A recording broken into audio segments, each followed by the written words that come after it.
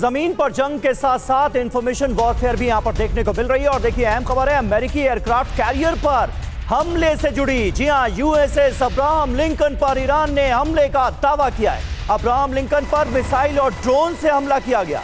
IRGC का aircraft carrier पर हमले का बड़ा दावा।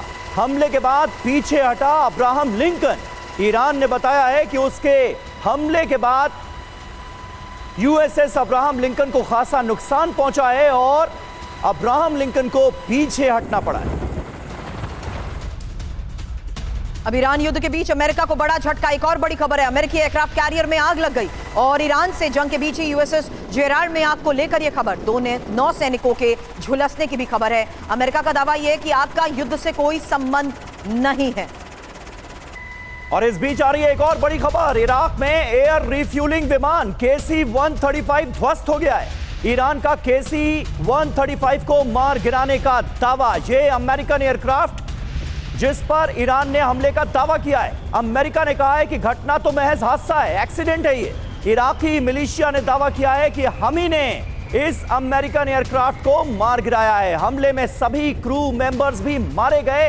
ये इराकी मिलिशिया ने, जो कि ईरान समर्थित इराकी मिलिशिया है, वो ये दावा कर रहा है। तो खबर अमेरिकी KC-135 को लेकर है। हादसा या हमला, ये एक बड़ा सवाल है, क्योंकि अमेरिका का दावा है पश्चिमी इराक में ये हादसे का शिकार हुआ। ईरान का दावा है ड्रोन के जरिए निशाना बनाया गया, जबकि मौजूदा स्थिति मलबे की तलाश की जा रही है। एक और बड़ी बात, जंग में कितने यूएस विमान तबाह हुए, क्योंकि कुवैत में 3 फाइटर जेट, इराक में 1 टैंकर। वहीं आपको बता दें KC-135 जिसको लेकर यह खबर है, उसकी खासियत भी सुनिए। मुख्य काम इसका है फाइटर जेट में एयर रिफ्यूलिंग। वहीं इसकी क्षमता है 90,000 किलोग्राम। और आपको बता दें ये ईंधन क्षमता का मैंने जिक्र किया है। रेंज है 12,000 किलोमीटर और गति है 933 किलोमीटर प्रति घंटा। तो देखिए, एक बात तो बिल्कुल साफ है कि ईरान अब रुकने वाला नहीं है। उसकी मिसाइलें समंदर से लेकर आसमान तक अमेरिका को सीधे टारगेट कर रही हैं। अमेरिकी aircraft carrier USS Abraham Lincoln, जिसके बारे में जिक्र था कि आखिर ये गया तो गया कहां, इसके जरिए हमले क्यों नहीं कर पा रहा है अमेरिका, अब मिला है जवाब कि आईआरजीसी की मिसाइलों का ये शिकार बन गया है। अमेरिका एक और एयर रिफ्यूलिंग विमान KC-135 ये भी क्रैश हो गया है, यानी अमेरिका को एक और बड़ा नुकसान हुआ है। ये 3 तस्वीरें, 3 बड़ी खबरें आपके सामने हैं।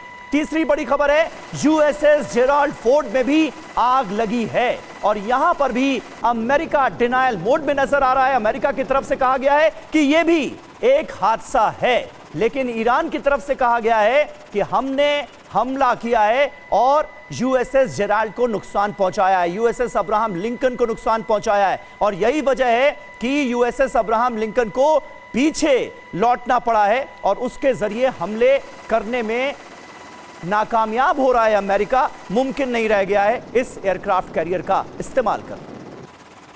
जो 3 तस्वीरें समीर ने इस वक्त आपको दिखाई हैं, उसी आधार पर कुलकर्णी सर अगला सवाल आपसे करेंगे, क्योंकि इन 3 तस्वीरों के जरिए किए जा रहे दावे से साफ है कि क्या यह अमेरिका के लिए बड़ा झटका है और नुकसान पर क्या पर्दा डाल रहा है यूएस। क्योंकि पहली खबर यूएस का दावा, ईरान का दावा, ये उस लिहाज से खबर है जहां इराक में रिफ्यूलिंग जेट KC-135 क्रैश हुआ। ईरान दावा कर रहा है कि किस तरीके से हमने इसे गिराया। ईरान ने अब दावा यह भी किया है कि हमने ना सिर्फ इसे मार गिराया है, यूएस दावा कर रहा है कि यह तकनीकी कारण की वजह से हुआ है। ईरान दावा कर रहा है कि सभी क्रू मेंबर्स मारे गए हैं, हमने इन्हें मार दिया है। जबकि दूसरी बड़ी खबर यूएसएस अब्राहम लिंकन पर फिर हमले को लेकर है, जिसमें यूएस दावा कर रहा है कि कोई हमला हुआ ही नहीं है, ईरान दावा कर रहा है कि हमने भारी नुकसान पहुंचाया है। वहीं तीसरी खबर एयरक्राफ्ट कैरियर यूएसएस जेराल्ड में लगी आग को लेकर आई, जहां यूएस ने दावा किया कि हमले से आग नहीं लगी है, इसका युद्ध से कोई लेना देना नहीं है, जबकि ईरान दावा कर रहा है कि कैरियर को नुकसान पहुंचाया गया है। अब यही दावे वाकई इस वक्त यूएस के लिए एक बड़ा झटका है। अब कुलकर्णी सर सवाल आपसे, क्योंकि ये जो वीडियो वॉर की शुरुआत में हमने बात की, दोनों तरफ से वीडियो जारी करते हुए यह दिखा दिया कि खात्मे की बात और दावे जितने मर्जी कर दें, लेकिन हम अभी भी इंटैक्ट हैं। और क्या वाकई ईरान की टॉप लीडरशिप खत्म होने के बाद अब जो लीडरशिप है वो और ज्यादा इंटैक्ट हो गई है सर? इसलिए भी पूछ रही हूं क्योंकि जो 3 बड़ी खबरें इस वक्त हमने दिखाई, उसमें तो ईरान ने दावा कर दिया कि वो अमेरिका को झटका दे चुका है। बहुत बहुत धन्यवाद। मुझे लगता है इंशाअल्लाह शांति बहाल होगी, इसमें कोई शक नहीं। लेकिन सबसे जो नुकसान इस पूरी लड़ाई में होता है, सबसे पहला नुकसान होता है सच्चाई का। और सच्चाई ही जो है वो घेरे में आती है कि सच कौन बोल रहा है, झूठ कौन बोल रहा है। और आज की तारीख में जब सैटेलाइट्स अवेलेबल हैं, इंटेलिजेंस, रिकॉनेसेंस, सर्वेलेंस सब कुछ अवेलेबल है, तो मुझे लगता है झूठ बोलना तकरीबन बहुत मुश्किल हो जाता है। लेकिन लड़ाई को लेकर के सर, बट अमेरिका क्या उस पोजीशन पे आ चुका है कि वो एक्सेप्ट भी नहीं कर सकता और महज इसे हादसा कहे? बिल्कुल। अभी क्या हो गया है, जैसे जैसे लड़ाई 13वां दिन है, हम देखते हैं कि हौसला जो है, हौसला अफजाई करने की कोशिश कर रहे हैं सब कुछ।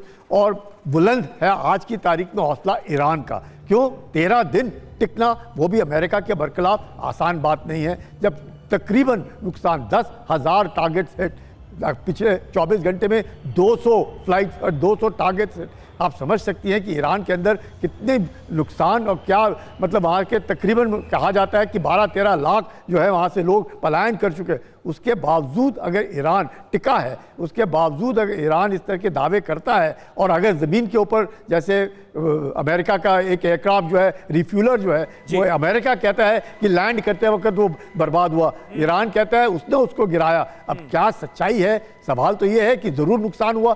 कुवैत में 3 फाइटर जेट्स गिरे हैं, एक यहाँ पे हुआ, तो नुकसान तो हो रहा है। लड़ाई है, नुकसान होगा। बिल्कुल सही बात है, नुकसान हो रहा है। 3 फाइटर जेट्स क्रैश हो चुके हैं अब तक अमेरिका के, जो कि कुवैत में हुए थे, और अब एक रीफ्यूलिंग एयरक्राफ्ट जो है वो भी क्रैश हुआ है। और बाकायदा इराकी मिलिशिया ने इसकी जिम्मेदारी ली है, वो इराकी मिलिशिया जो कि ईरान को सपोर्ट कर रहा है इस जंग में।